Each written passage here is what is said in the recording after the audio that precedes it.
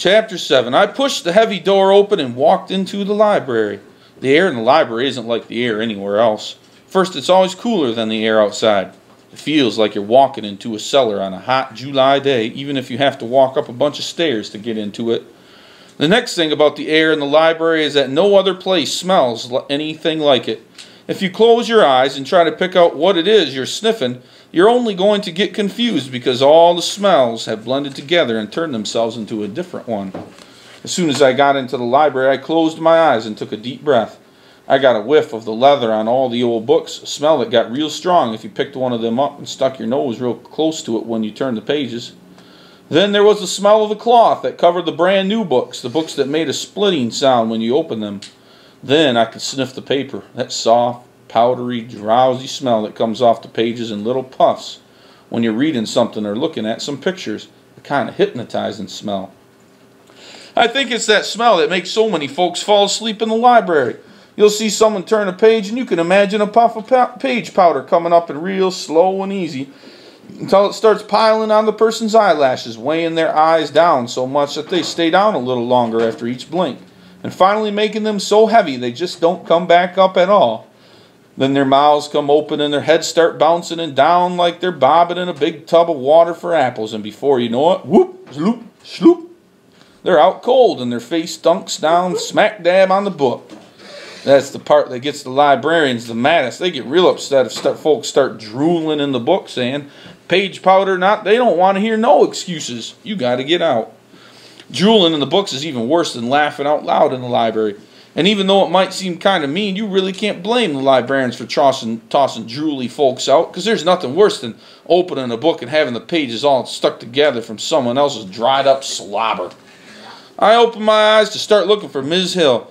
She wasn't at the lending desk, so I left my suitcase with the white lady there. I knew it would be safe. I walked between the stacks to see if Ms. Hill was putting books up. 3 times I walked through the library upstairs and down and couldn't find her. I went back up to the librarian at the lending desk. I waited until she looked up at me. She smiled and said, "Yes. Would you like to retrieve your suitcase?" She reached under the desk. I said, "Not yet, ma'am. Can I ask you a question?" She said, "Of course, young man. How may I help you?" "I'm looking for Miss Hill." The librarian looked surprised. "Miss Hill? Oh, my, you haven't heard." Uh-oh. That's number 16 of Bud Caldwell's Rules and Things for Having a Funner Life and Making a Better Liar Out of Yourself. That's one of the worst ones. Rules and Things, number 16. If a grown-up ever starts a sentence by saying, "Haven't you heard?" get ready, because what's about to come out of their mouth is going to drop you headfirst into a boiling tragedy. It seems like the answer to "haven't you heard" always had something to do with someone kicking the bucket, and not kicking the bucket in a calm, peaceful way like a heart attack at home in bed either. It usually is some kind of dying that will make your eyes buck out of your head when you hear it. It's usually the kind of thing that will run you out of a room with your hands over your ears and your mouth wide open. Something like hearing that your grandmother got her whole body pulled through the wringer on a washing machine. Or something like hearing about a horse slipping on the ice and landing on some kid you went to school with. I answered, "No, ma'am," and got my stomach ready to hear about Ms. Hill biting the dust in some way that was going to give me nightmares. The librarian said, "Well, there's no need for you to look so stricken. It's not bad news, young man." She laughed a quiet librarian-type laugh and said, "Really, it's not bad news, unless you had a matrimonial plans concerning Miss Hill." I pretended I knew what she was talking about. Most times if you listen to how grown folks ask a question, they let you know what it is you want to hear. I said, "No, ma'am, I didn't plan that at all." She laughed and said, "Good, because I don't think her new husband would appreciate the competition. Charlotte, Miss Hill is currently living in Chicago, Illinois." I said, "Husband? You mean she got married, ma'am?" The librarian said, "Oh, yes, and I must tell you, she was radiating happiness." I said, "And she moved all the way to Chicago?" "That's right, but Chicago isn't that far. Here, I'll show you."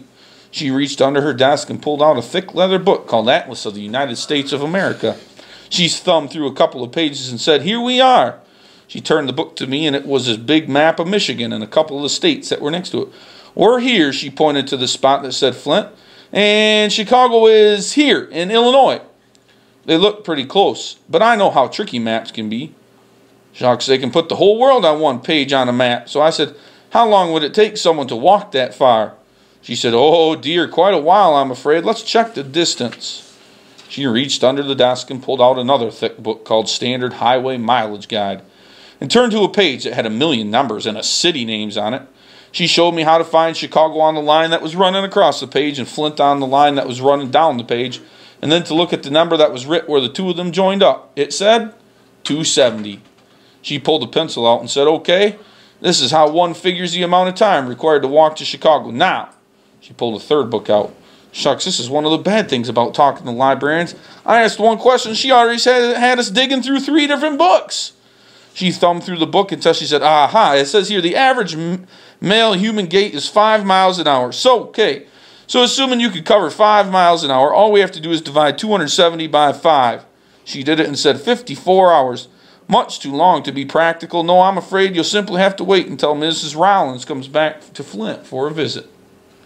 Shucks, Chicago might as well be 1,000,000 miles from Flint, and Ms. Hill might as well be squashed, crunched up mess in a washing machine when it comes to helping me now.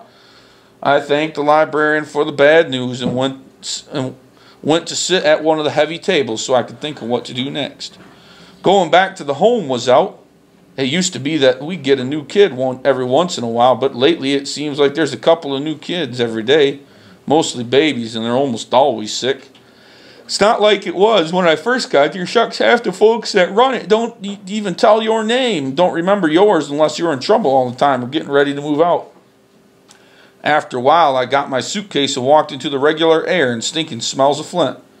That library door closing after I walked out was the exact kind of door Mama had told me about. I knew that since it had closed, the next one was about to open. I went back under my tree, and before I knew it, I was asleep.